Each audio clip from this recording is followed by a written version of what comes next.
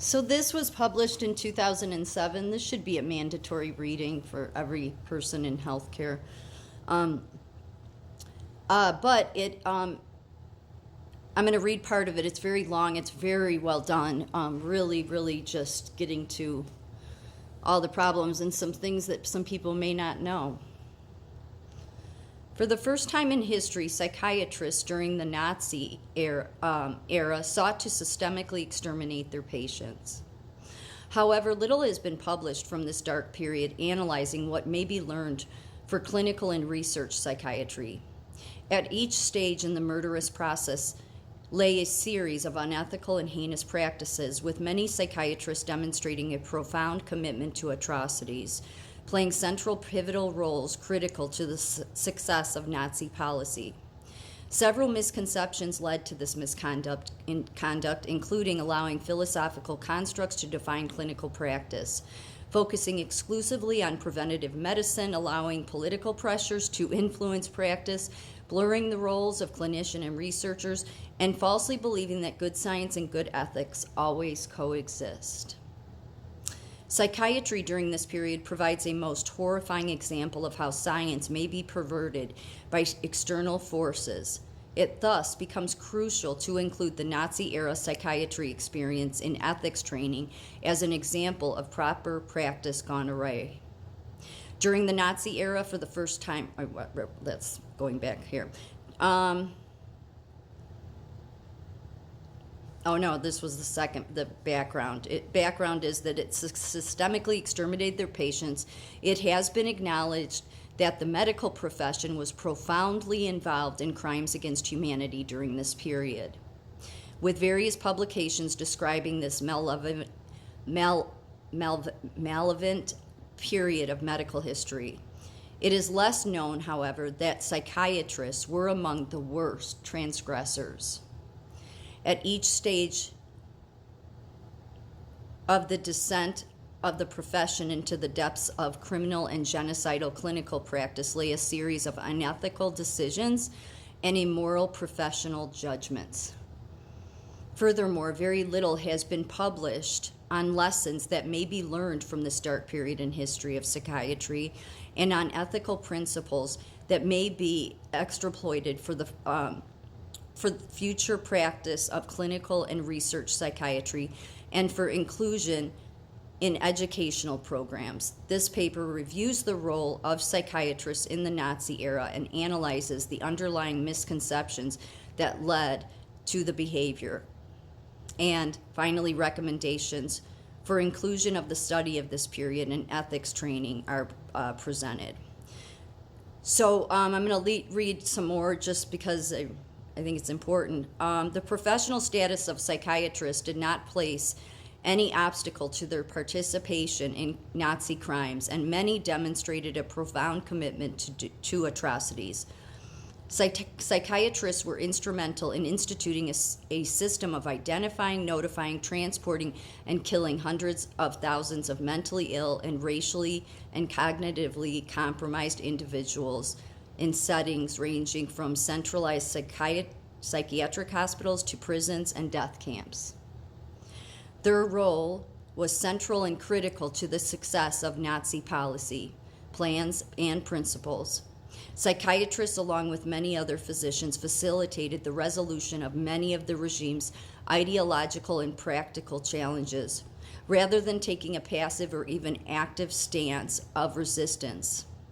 Psychiatrists played a prominent and central role in two categories of the crimes against humanity, namely sterilization and euthanasia. It was psychiatrists, many of whom were senior professors in academia. Psychiatrists It was psychiatrists, many of whom were senior professors in academia, who sat on the planning committees for both processes and who provided the theoretical backing for what transpired.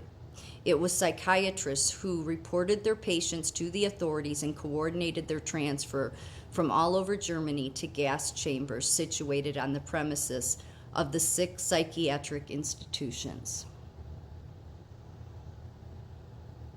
It was psychiatrists who coordinated the channeling of patients on arrival into specially modified rooms where gassing took place. It was psychiatrists who saw to the killing of the patients, initially using carbon monoxide and later starvation and injection. Finally, it was psychiatrists who faked causes of death on certificates sent to these patients' next of kin. It has been estimated that over 200,000 individuals with mental disorders of all subtypes were put to death in this manner.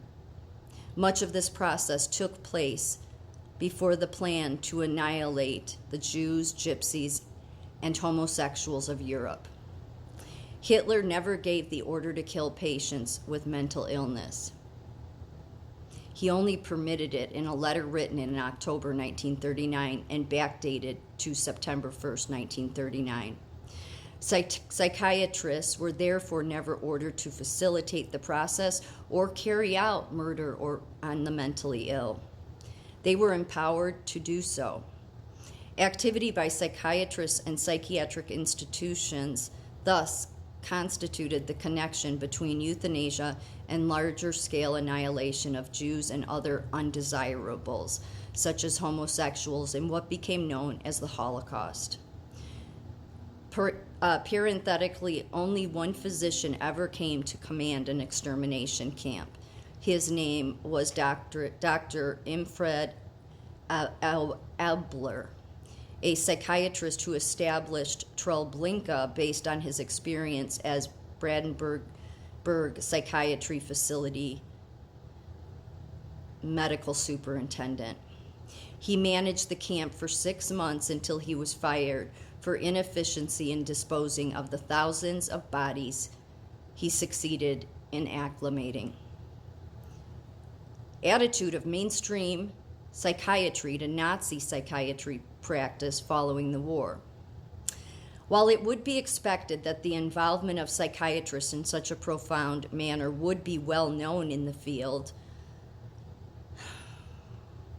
this is not the case. Little has been published on the subject in mainstream psychiatry journals, and even less is part of it being part of the formal education process for medical students and psychiatric residents. No wonder we're where we're at.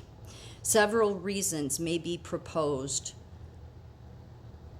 for this. First, it remains an embarrassment for the field that so many senior members, professors, department heads, and internationally known figures were so intimately involved. Second, many of those involved continued to practice and conduct research long after the war and were protected by colleagues. Third, and arguably the most important, what psychiatrists did was based upon a paradigm shift in how patients and mental illness were viewed. Activities of psychiatrists became much of a value of judgment in how they read the community and principles of neo-Darwinism, with subsequent consideration of racial hygiene. In the absence of firm and unbending, timeless ethical underpinnings to the practice of psychiatry, many felt that what they were doing was correct from a moral and scientific standpoint. Therefore, they were not demons and paradigms of evil that we perceive them to be. Their actions were a colossal misjudgment based on what today we may term pseudoscience, but which at the time was deemed correct by many. Although actions based on scientific theories of mental illness in the past have led to patient deaths, one example being Henry Cotton and his belief that mental illness results from focal infection or chronic sepsis. I'm going to run out of time here, so you know what, I'll follow this up with one more because there's some really important things. I know some people may not be interested in this, but I think this is actually crucial because I work in the medical field, and people need to know this so they can recognize the signs.